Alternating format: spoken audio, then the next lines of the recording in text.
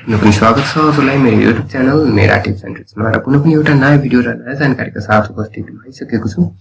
आज यस भिडियोमा हामी कुरा गर्दै छौं मोबाइल बैंकिङलाई कसरी अनब्लक गर्न सकिन्छ। यदि हजुरको मोबाइल बैंकिङ ब्लक भएको छ भने मोबाइल बैंकिङलाई हजुरले अनलाइन मार्फत नै अनब्लक गर्न सक्नुहुन्छ। त्यसको बारेमा आज हाम्रो यो भिडियो रहेको छ। म हजुरलाई यस भिडियोमा एनआईसी एसिया बैंकको मोबाइल बैंकिङ सर्भिस ब्लक भएको खण्डमा कसरी अनब्लक गर्न सकिन्छ भनेर देखाउँदै छु।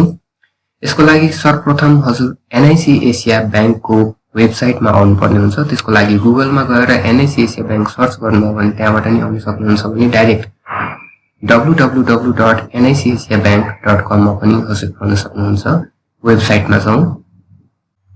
हामी एनआईसी एसिया बैंकको वेबसाइटमा आइसकेका छौं। यहाँ हजुरले माथि आई सर्चको अप्सन देख्न सक्नुहुन्छ। आई सर्चमा क्लिक गर्नुहोला। यहाँ आइसके पश्चात मोबाइल बैंकिङ सर्भिसेजमा क्लिक गर्नुहोला। मोबाइल बैंकिङ सर्भिसेजमा क्लिक गरौँ। मोबाइल बैंकिङ सर्भिसेजमा आइसके पश्चात अनब्लक मोबाइल बैंकिङ भनेर हजुरले अप्सन देख्न सक्नुहुन्छ। अनब्लक मोबाइल बैंकिङमा हजुरले क्लिक गर्नुहोला। अनब्लक मोबाइल बैंकिङमा क्लिक गरिसके पश्चात हजुरले यहाँ आफ्नो विवरणहरू राख्नुपर्ने हुन्छ। खाताको अकाउन्ट नम्बर राख्नुपर्ने हुन्छ। कुन मोबाइल नम्बर रहेको छ हजुरको मोबाइल बैंकिङमा उक्त मोबाइल नम्बर राख्नुपर्ने हुन्छ र हजुरको इमेल एड्रेस यहाँ राखी यसलाई आई एम नट अ रोबोटमा क्लिक गरी यसलाई सबमिट गर्नुपर्ने हुन्छ। आफ्नो विवरणहरू राखौं र यसलाई सबमिट गरौं।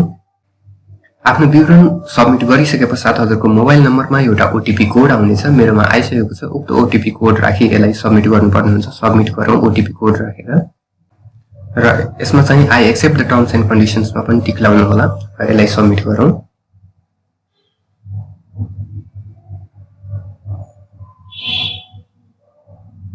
र यति भइसके पश्चात हजुरको रिक्वेस्ट सबमिट भइसकेको छ। यसलाई डनमा क्लिक गर्न सक्नुहुन्छ र केही बेरमै हाम्रो मोबाइलमा मेसेज आउनेछ हाम्रो मोबाइल बैंकिङ रिसेट भइसकेको छ भनेर र मेसेज पनि आइसकेको छ। र यसरी नै हजुरले पनि आफ्नै मोबाइल मार्फत अनलाइन मार्फत आफ्नो मोबाइल बैंकिङ सर्भिसलाई रिसेट गर्न सक्नुहुन्छ, अनब्लक गर्न सक्नुहुन्छ। र हाम्रो आजको भिडियोमा यति नै जानकारी थियो। पुनः पनि हामी अर्को भिडियो र अर्को जानकारीका साथ उपस्थित हुने नै छौं। त्यतिन्जेलका लागि हस्त धन्यवाद। Bye bye.